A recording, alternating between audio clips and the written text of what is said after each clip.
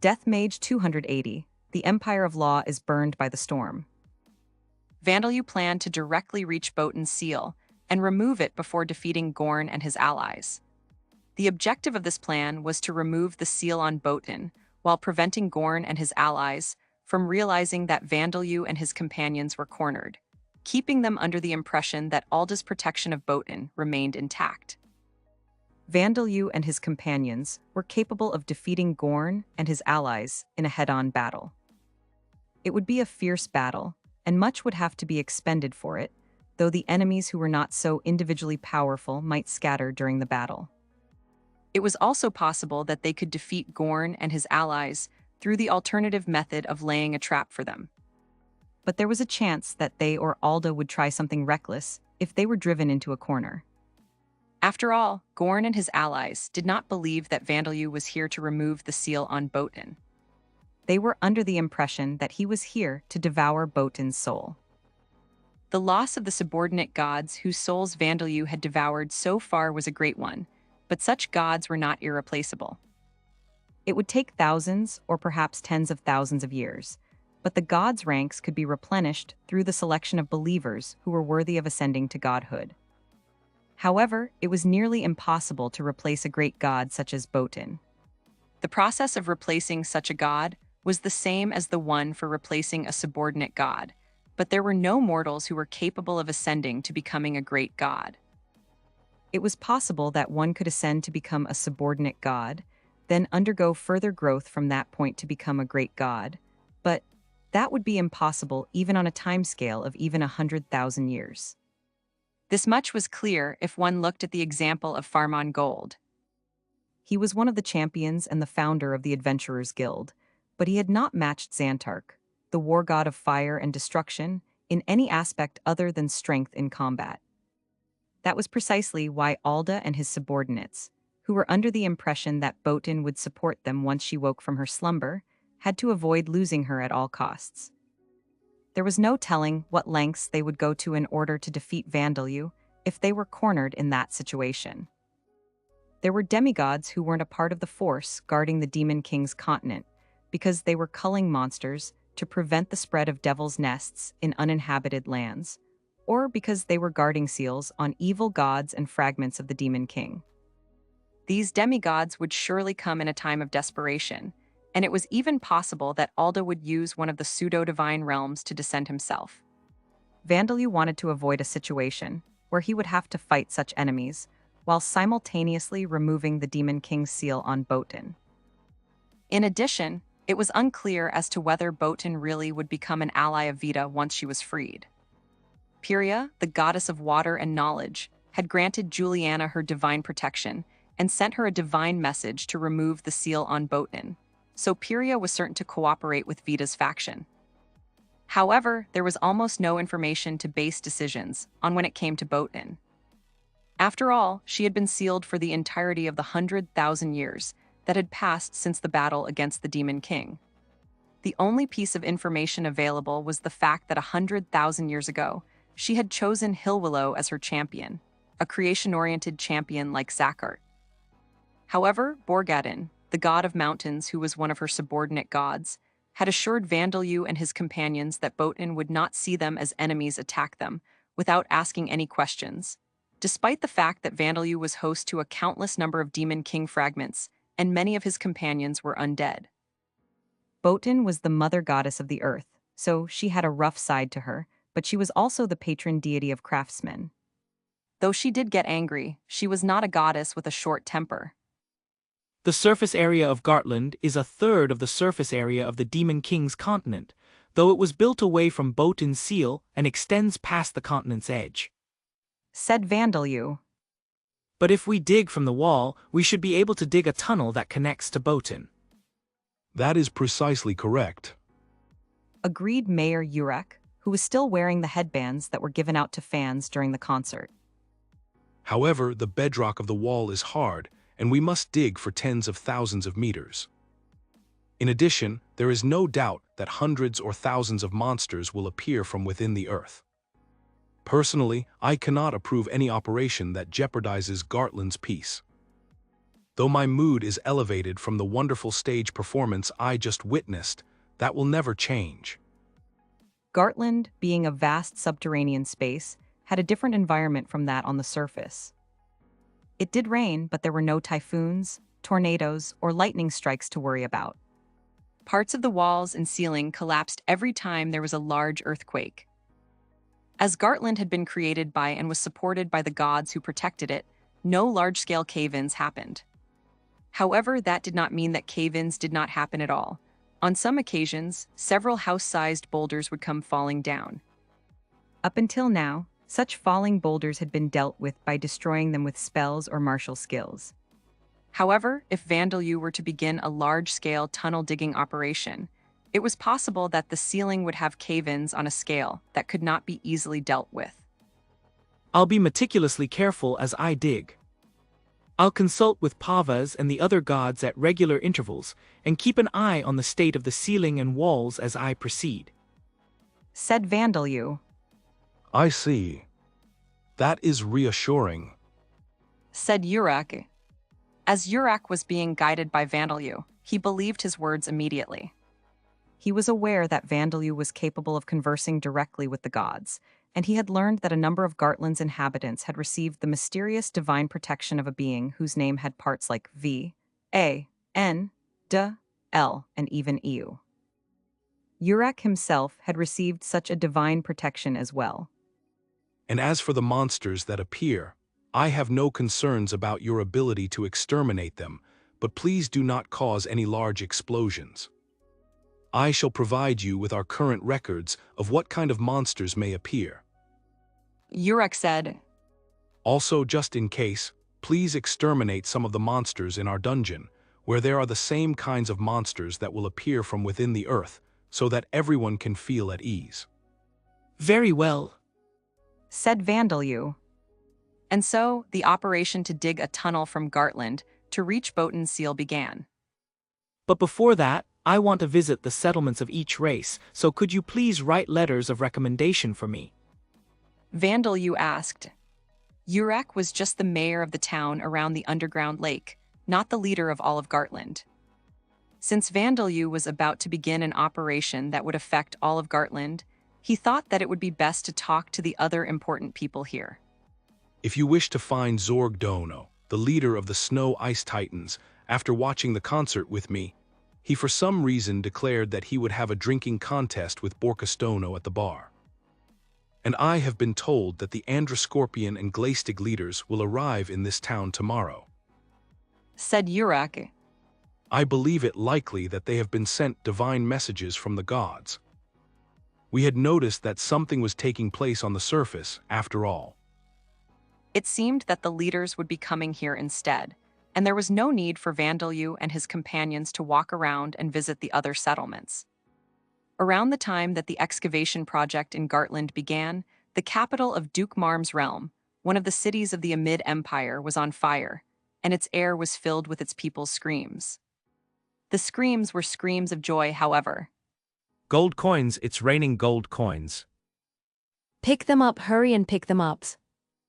Haggard people wearing shabby clothes were frantically picking up the gold coins and gemstones raining down from the sky. "I have plenty, so don't fight each other over them. Here, I'm going to throw them this way now, so don't stand right below," said a woman wearing a veil over her face, who was floating in the air, scattering gold freely down below her. The woman's hair was hidden, but her physique suggested that she was a dwarf. She was flying around the slum district, scattering gold as she went. "Blessings were blessed, thank you so much," cried one grateful resident. But though some were thankful, there were others who were trying to shoot the dwarf woman down with arrows, the guards who maintained order in the city. "Damn it, hurry up and shoot her down," one of them shouted. "You thief pretending to be all righteous, that gold is property of Duke Marm," shouted another. The guards fired arrows at the dwarf woman, but their aim could not keep up with her dance-like movements. They buried themselves in the wall of the building behind her instead.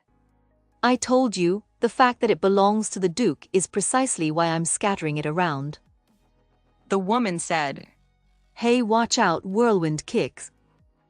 The dwarf woman performed a kick that produced a gust of wind, blowing away the arrows that had been flying towards the people who were busy picking up the gold she was scattering. The wind produced by her kick caused the guards to fall over and roll across the ground. That's dangerous. If you're going to aim at anyone, aim at me. If you don't, I'll kill you where you stand. The dwarf woman yelled, with anger and a murderous intent in her voice. This force of presence and that unarmed fighting technique, martial skill, could it be the storm of tyranny? There's no night to be nosy, said Murden of the Storm of Tyranny, as she sent another shockwave kick at the guards, just powerful enough to scatter them without killing them. Meanwhile, some distance away from the slum district, a tragedy was unfolding at the Church of Alda that faced the main street's plaza. A man whose body looked like a single mass of solid muscle was holding the church's head priest in the air by the neck with one hand, and he was surrounded by a group of priest warriors. Impossible. Why is the sacred light not working? One of them shouted in disbelief. Is he really a vampire? He's not a Kijin or a Titan. Shouted another. Oh dear. How impolite of you to accuse a guest of being a member of a different race. As you can see, I am but an ordinary vampire, said Zod, otherwise known as Zorkadrio, the abyssal purebreed vampire, as he crushed the head priest's neck in his hand. His smile grew deeper as fresh blood sprayed into the air. How dare you do such a thing to the head priest? One of the priest warriors shouted in rage. Fool, don't get near him. One of his companions warned. But the enraged priest warrior charged at Zod, mace raised. Super rapid reaction, surpass limits, familiar spirit descent, heavy strength breaker, die you filthy monster. With his physical abilities enhanced by his armor technique, martial skill, and the effects of his skills, as well as the familiar spirit descended upon him, the priest warrior activated his club technique skill and swung his mace down. The mace sank into Zod's body. The priest warrior smiled, believing that he had done it. But the damage inflicted by this all-out attack was nothing more than a scratch to Zod. a formidable strike, considering that it has done damage to my body, Zod remarked. The priest warrior's eyes opened wide in shock, and the blood drained from his face. Damn it, attack him with whatever you can. Create an opportunity for him to get out, Shouted one of the other men, who appeared to be the leader of the priest warriors, desperately trying to save his subordinate. Zod's body trembled as it was struck by the air bullet projectiles cast by the priest warriors. The priest warriors took this as a sign that their attacks were working, and the priest warrior who had swung his mace at Zod earlier, seeing his opportunity, began running to fall back. Filthy monster, you people are the ones who oppress and sometimes even kill others, even if they are pregnant women or young children, simply because they are of different races, and yet I am the filthy monster, very well. Zod murmured.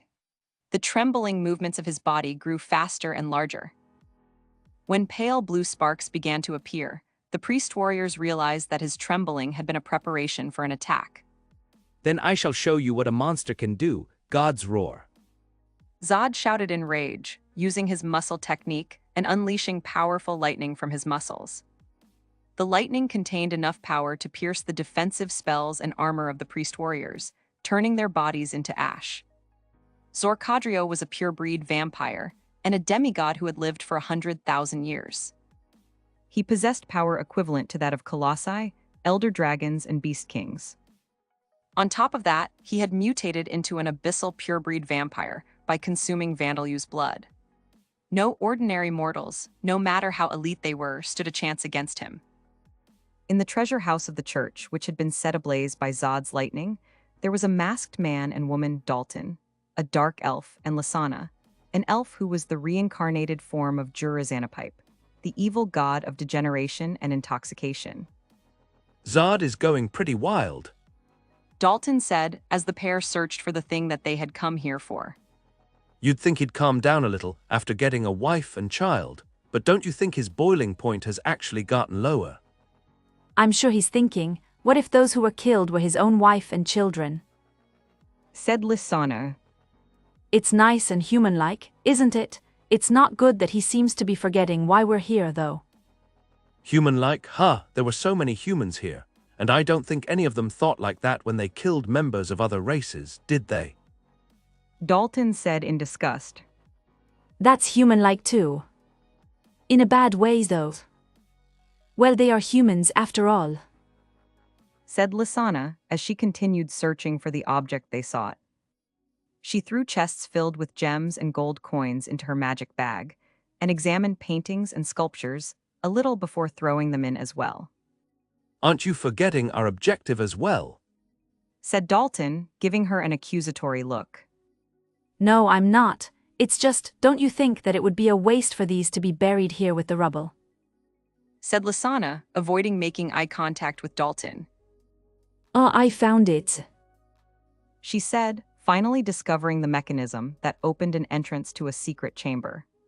I guess the head priest of this place didn't want to put it along with the riches he'd been hoarding. Let's see, just one fragment, huh? A pretty poor haul. Dalton sighed. There are 3 sealed evil gods too. Let's just take the fragment with us. The seals look like they'll break if we move them. Are you sure? What if they're actually on Vida's side? There's no chance of that. I checked, all 3 of them were in the Demon King's army.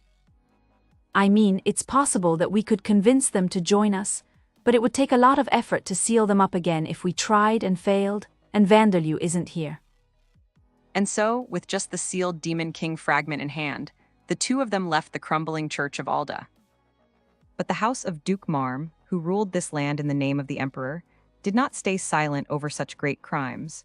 One was taking place at another location, and knights were on the scene in response. They were forcibly silenced by a certain masked man, one by one. You bastard curse. One of them began, but in the next moment, the masked man's fist crushed his skull. You lowly adventurer. Shouted another, before the masked man tore through his chest with an overarm swing. Spare me, I'll pay you as much as you. Said a third, begging for his life as he tried to flee. The masked man swept his legs out from under him and then crushed him underfoot. But it seemed that the knights were aware of the masked man's identity. The thunderclap Schneider, do you think these actions will be forgiven, even from you? Shouted the man, who seemed to be the captain of Duke Marm's Order of Knights. If they won't be forgiven, then what? Are you going to capture me, put me in prison, and then execute me in public? He said tauntingly. Damn it, why you bastard? The knight captain cursed, unable to say anything in response. After all, Schneider was currently causing all of this chaos, right inside Duke Marm's mansion. The storm of tyranny had not conducted any surprise attack. They had shown up without hiding and simply assaulted their targets through their front entrances. Schneider had knocked out the guards, broken down the door, cast a torrent of spells upon the garden, then slaughtered the knights who had come out. Those were the events leading up to this point. Naturally, the knights and mages had tried to stop Schneider, or putting it more bluntly, tried to kill him, but their efforts had ended in failure. Even with the mages and knights in formation, raining spells and arrows fired with archery, martial skills, and even with bodyguards who were former A-class adventurers attacking him simultaneously, they had been unable to stop Schneider. Weak laws are meaningless in the face of overwhelming violence, the knight captain thought in the back of his mind. Elite adventurers possessed strength in battle that could not be matched even by large groups of ordinary humans. Strength in numbers was a common-sense rule in battle, but it did not apply to such adventurers. If such adventurers were to commit a crime, how were authorities supposed to capture and punish them? Many had pondered this question in the past. This was achieved by the authorities having similar military might on their side, through coordination with the Adventurers Guild, through rewarding capable adventurers with high positions in society, and integrating adventurers into the establishment. Naturally, such measures had been taken in Duke Marm's domain as well. But the former A-class adventurers that served as bodyguards at the mansion had been defeated by Schneider, achieving nothing other than buying a little time. A messenger had been sent to the Adventurers Guild to request the aid of any available adventurers, but there were no signs of any reinforcements coming. and it had widely been considered that Schneider and his companions had already been successfully integrated into the establishment. WI is someone like you, who has been blessed with Alda's love, acting like a complete outlaw. If there was something you were dissatisfied with, if you felt some discontent for the world, then you should express it not with violence but with words in the world of law. The knight captain shouted. Enough, I've been a follower of Vita since before I turned 20. I'm about to voice my discontent with the world right now about the insanity of the teachings of Alda, the god of law and fate. Said Schneider. What? The knight captain exclaimed with his mouth wide open in shock at this revelation. Schneider had shown a considerable amount of savagery in the Amid Empire, such as beating a nobleman he didn't like to death on the main street of a city. But even then, nobody had thought that he was a follower of Vita. After all, he had always been the first to accept commissions to exterminate members of dangerous races created by Vita, such as Magin and Lamia, and the previous pope of the Great Church of Alda had received 3 messages warning that Schneider could be in danger. The truth was that Schneider had always been the first to accept the requests to exterminate Magin and Lamia so that he could help them escape, and the divine messages received by the previous pope stating, "Schneider is in danger," were actually warnings. Schneider is dangerous. I feel so free now. I don't have to do any more bothersome things like donating to the Church of Alda every year or pretending to pray at churches at harvest festivals and events. Phew, it's a real pain, pretending to be religiously devout. The stress has aged me so much, but I can finally feel the weight off my shoulders. Schneider said, now in a visibly good mood, stretching his shoulders as if to show how much relief he felt. There was no doubt that he was beaming under the mask he was wearing. Now then, let's get on with it and... Wait, Schneider, look at this. Shouted another knight, stepping between Schneider and the knight captain, holding something in his arms. The object in his arms was a young rabbit-type beastkin girl, and he was holding a sword to her neck. If you want this girl's life to be spared, surrender and put yourself in a cursed collar. The knight demanded. There were special slave collars created for punishing adventurers of a class or above who had committed great crimes. The human and economic costs for creating such collars were great, so only large nations could afford to build them. In addition, the criminal needed to sign a contract agreeing to be cursed of their own free will. In other words, they could not be forced into wearing the collar by threats or by being drugged. Thus, such collars were of little practical use. However, there was such a collar in the house of Duke Marm, as he was a nobleman of the large nation that was the Amid Empire. If Schneider were to wear it, even Schneider would become a mere prisoner. You bastard, what are you thinking? The knight captain began, shouting at his subordinate. Captain, please be quiet. The knight said, cutting him off. What's the matter, Schneider? Should I cut off this girl's annoying ears first? No, help, please help me. The girl screamed in terror.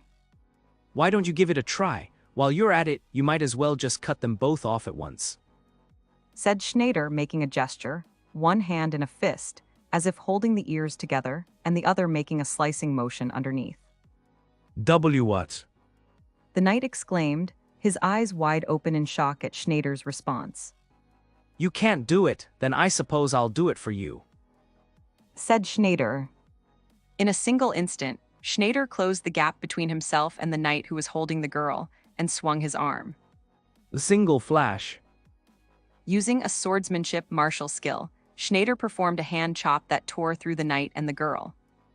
However, what came from the mouth of the little rabbit-type beastkin girl was not a high-pitched scream, but the dying cry of an obese man. Before the girl's corpse hit the ground, it had transformed into the body of a human man holding a black dagger. How did you know?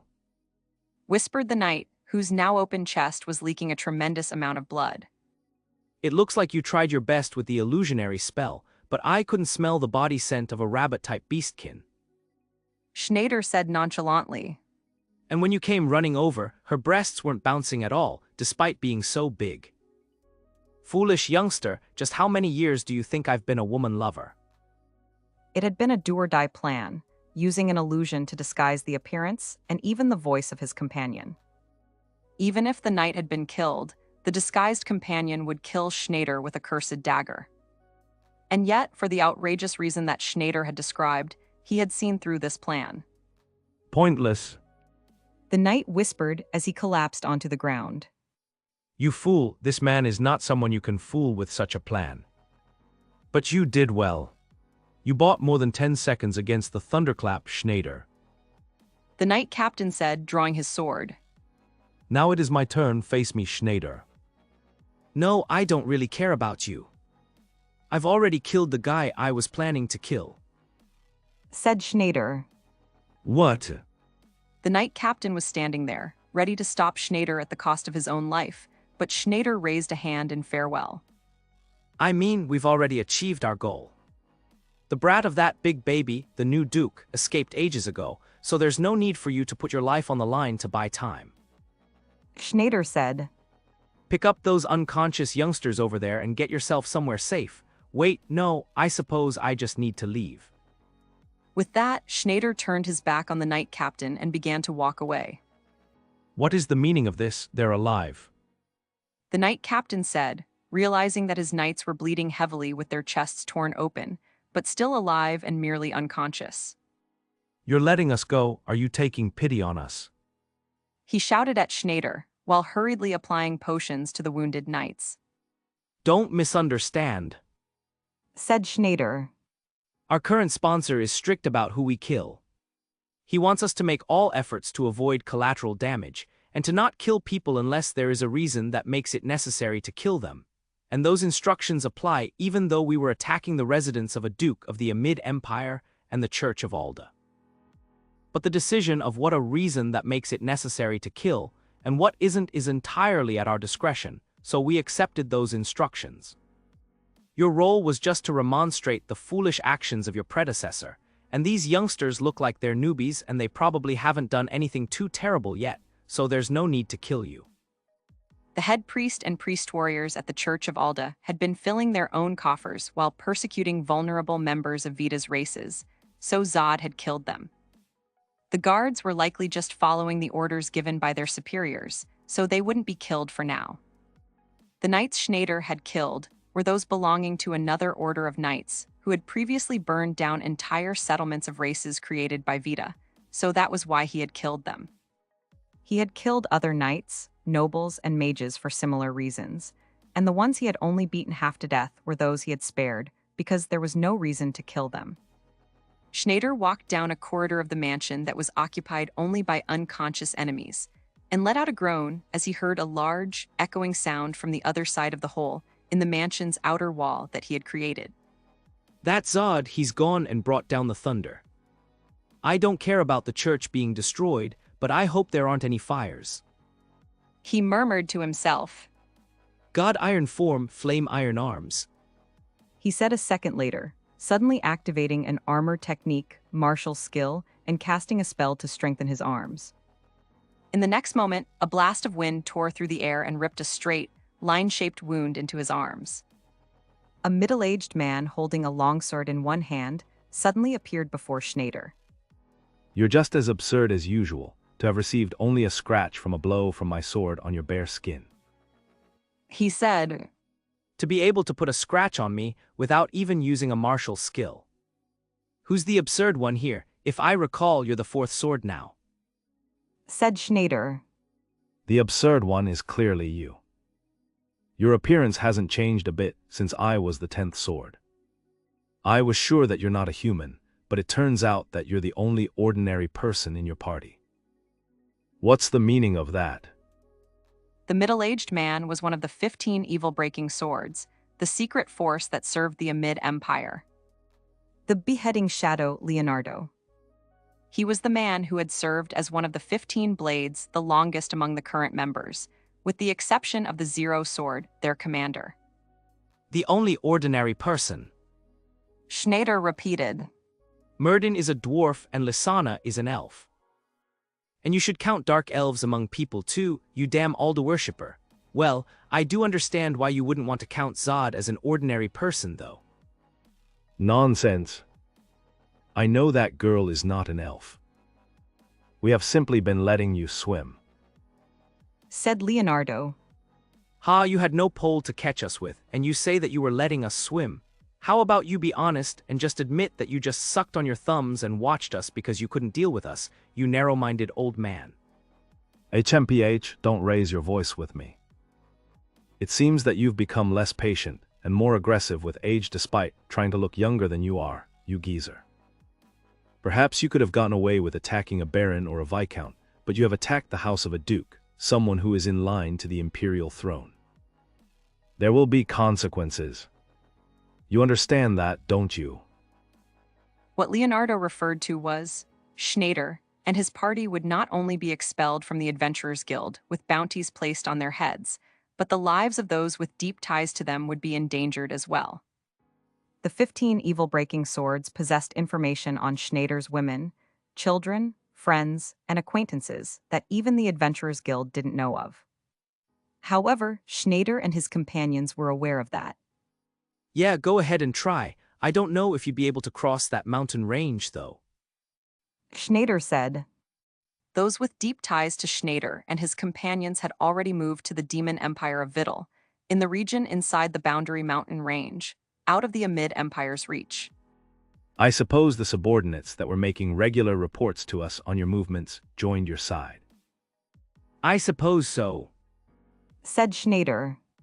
Ah, are they going to label everyone whose face I know as someone who is connected to me and hang them?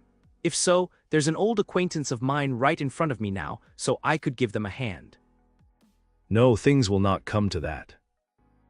Schneider and Leonardo both activated martial skills, super rapid reaction, lightning thrust, 8 shadow slice as their shadows crossed. Shockwaves tore the walls of the mansion apart, the floor crumbled, and pieces of rubble flew into the surroundings as if there had been an explosion. You were after the Demon King equipment kept by the Duke's house and the fragment at the church, huh? Leonardo muttered. Beneath Schneider's cloak was one of the pieces of Demon King equipment that had been kept hidden at the mansion. How unfortunate it is that you only obtained one of the 3 pieces of equipment. I have recovered the other 2. Most of the fragments at the church were moved to the great church at the new Pope's orders, too. Leonardo said.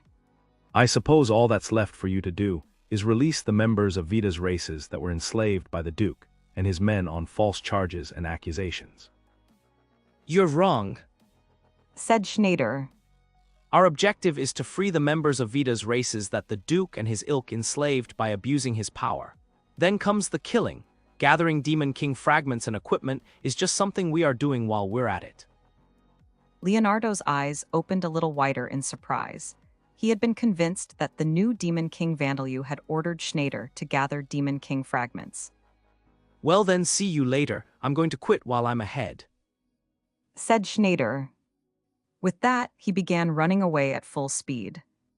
He had already achieved his goal, and the members of Vita's races that he had saved were in a safe place.